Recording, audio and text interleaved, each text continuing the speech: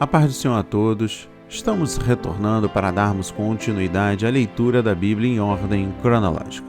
E hoje, no 288º dia, lendo esta linda história que Deus escreveu para nós, trago para a leitura o livro de Mateus, capítulo 13, versículos 1 a 53, livro de Marcos, capítulo 4, versículos 1 a 34, e livro de Lucas, capítulo 8, versículos 1 a 18. A inspiração do dia. Sermão sobre os mistérios do Reino de Deus. No capítulo 13, destaca o versículo 3, as parábolas do reino.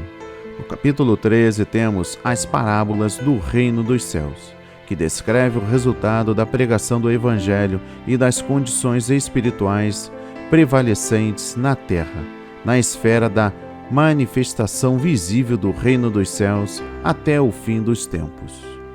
Primeiro, em quase todas as parábolas, Cristo ensina que dentro da esfera da manifestação visível atual do reino dos céus entre os homens haverá o bem e o mal, e o verdadeiro e o falso.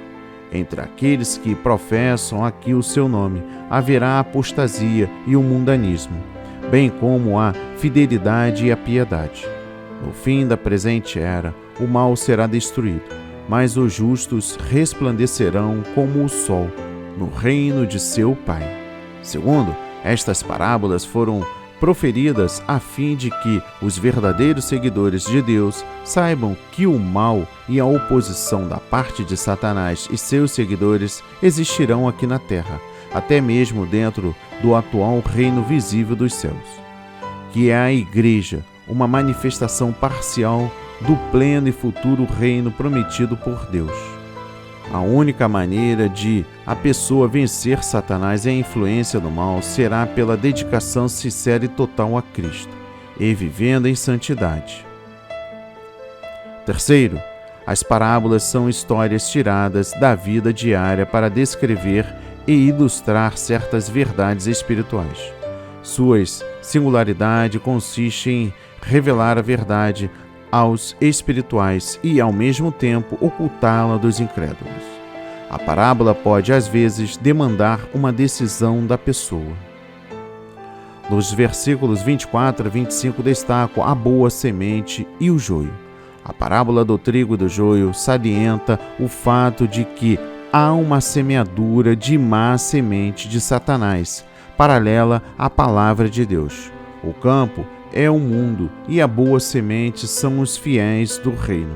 Primeiro, o Evangelho e os crentes verdadeiros serão plantados em todo o mundo. Satanás também plantará os seus seguidores, os filhos do maligno, entre o povo de Deus, para se contraporem à verdade divina. Segundo a obra principal dos emissários de Satanás no reino dos céus, na presente era, é solapar a autoridade da palavra de Deus e promover a iniquidade e as falsas doutrinas. Cristo falou noutra ocasião de um grande logro entre o seu povo por causa desses que se apresentam como verdadeiros crentes, quando na realidade são falsos mestres. Terceiro, este fato da coexistência do povo de Satanás com o povo de Deus na dimensão visível atual no reino dos céus, que é a Igreja, terminará quando Deus destruir todos os ímpios no fim da presente era. No versículo 30 destaco crescendo juntos. No tocante ao crescerem juntos, os verdadeiros filhos de Deus e os filhos de Satanás, disfarçados como crentes, consideremos os 3 pontos a seguir. Primeiro, os crentes não devem jamais procurar desarraigar, isto é, derrotar pela força ou exterminar os maus aqui no mundo. Os anjos farão isso no final dos tempos. Segundo, a parábola supra não contradiz as instruções bíblicas vistas noutras passagens que ordenam a Igreja a disciplinar os membros que pecam e excluir da sua comunhão o falso crente não convertido. Saiba-se, no entanto, que a disciplina eclesiástica será, no melhor das hipóteses, apenas uma solução parcial para que o mal no reino dos céus, aqui na terra, no tempo presente, Deus e seus anjos farão a separação final. Terceiro, os crentes fiéis devem sempre vigiar ante o fato de Satanás constantemente estar infiltrando coisas e indivíduos subversivos em todas as áreas da obra de Deus. De muitas maneiras, os tais representam-se como verdadeiros filhos de Deus. No versículo 41 destaco: colherão tudo o que causa escândalo. Na volta de Cristo à terra, depois da destruição da comunhão da presente era, virá o tempo da ceifa, tanto dos ímpios como os dos justos que estiveram na terra.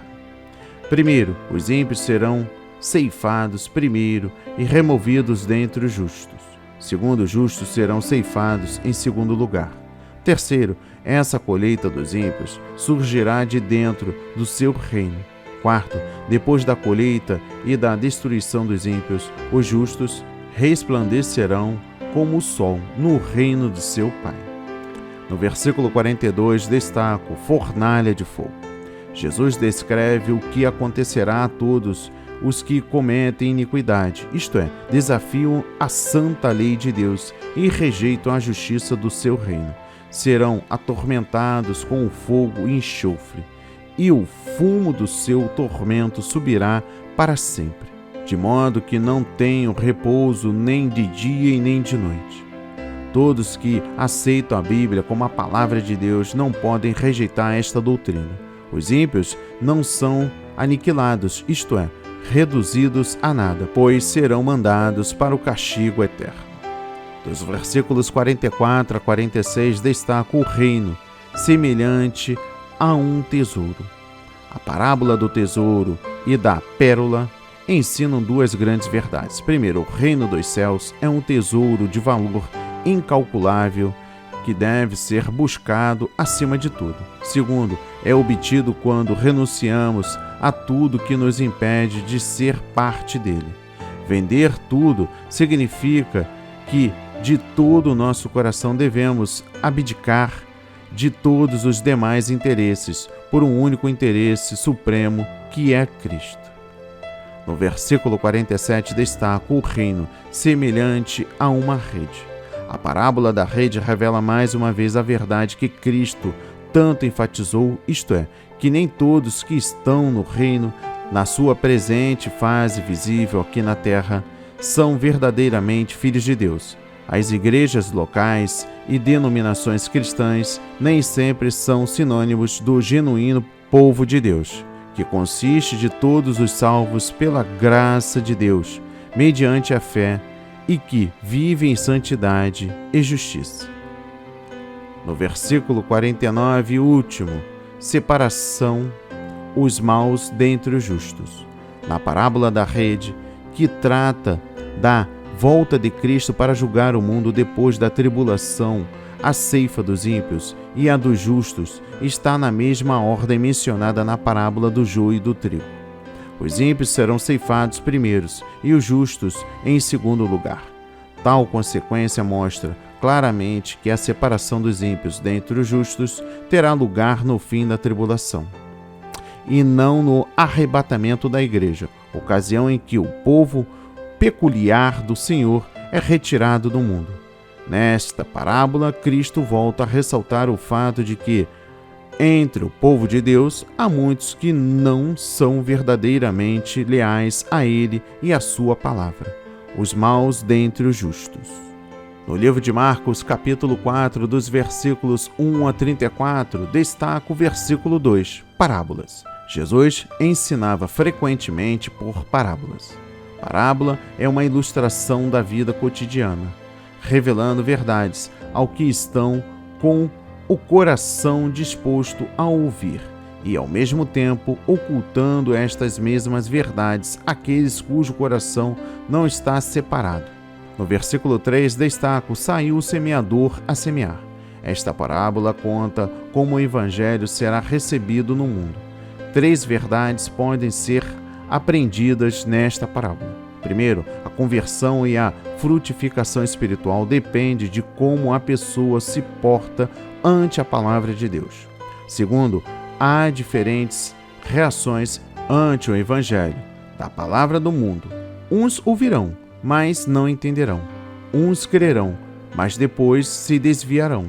Uns perseverarão e frutificarão em diferentes proporções. Terceiro, os inimigos da palavra de Deus são Satanás, os cuidados deste mundo, as riquezas e os prazeres pecaminosos desta vida. No versículo 15 destaco: tira a palavra. Cristo fala aqui a respeito da conversão incompleta, em que um indivíduo busca o perdão dos seus pecados, mas não chega ao arrependimento pelo Espírito Santo. O tal não recebe a salvação, pois não nasceu de novo, e nunca entra em comunhão com os crentes, e se realmente torna-se membro de uma igreja. Não demonstra uma genuína entrega a Cristo, nem separação do mundo.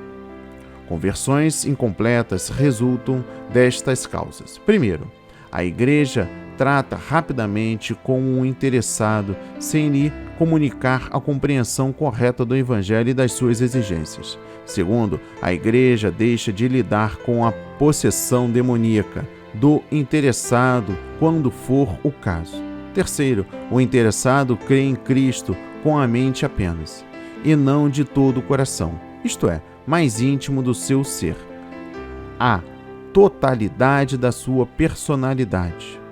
Quarto, o interessado não se arrepende com genuína sinceridade, nem se afasta do pecado.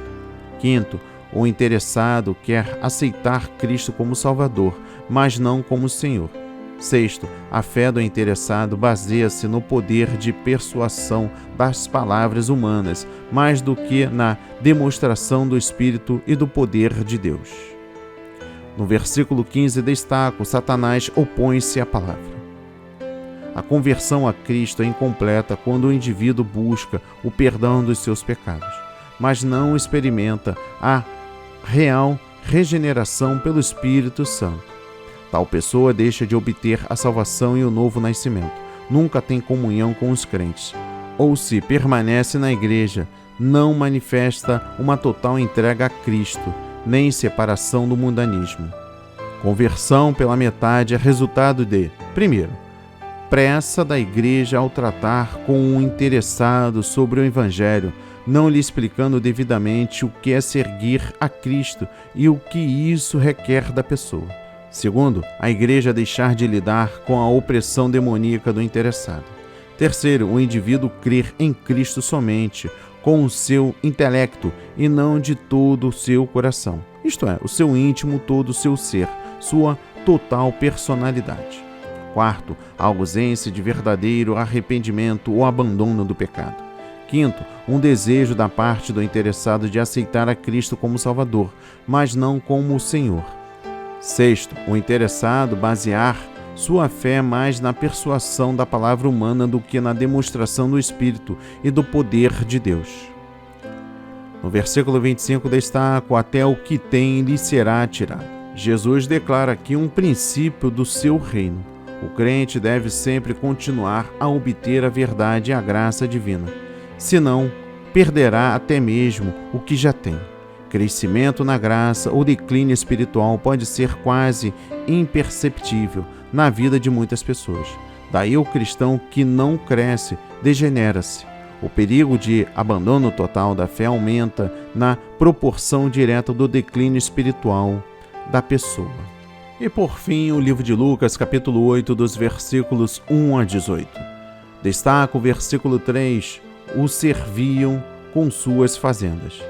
Essas mulheres que tinham recebido cura e entendimento especial da parte de Jesus, honravam-no, contribuindo fielmente para o seu sustento e dos seus discípulos. O serviço e a devoção delas continuam sendo um exemplo para toda mulher que nele crê.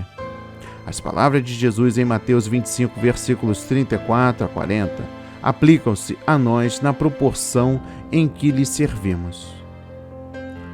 No versículo 13 destaco: creem por algum tempo e se desviam.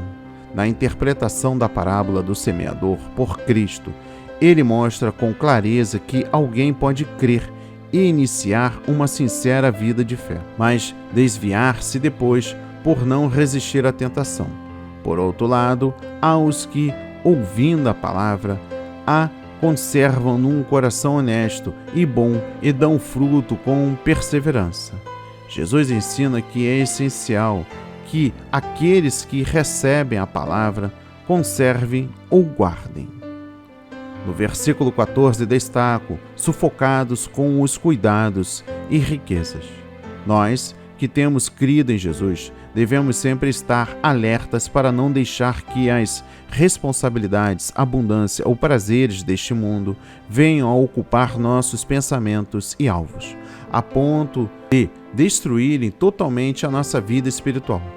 Espinhos e ervas daninhas desse tipo podem lenta, mas inevitavelmente sufocar a palavra existente em nossa vida. Perguntemos a nós mesmos: o que está acontecendo na minha vida?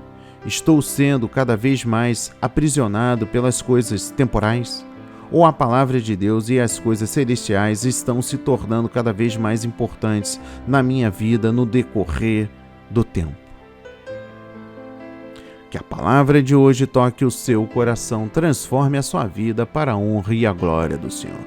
Leia a Bíblia diariamente, pois este é o verdadeiro canal que se aprende, conhece a verdade e ouve a voz de Deus. Amém e graças a Deus.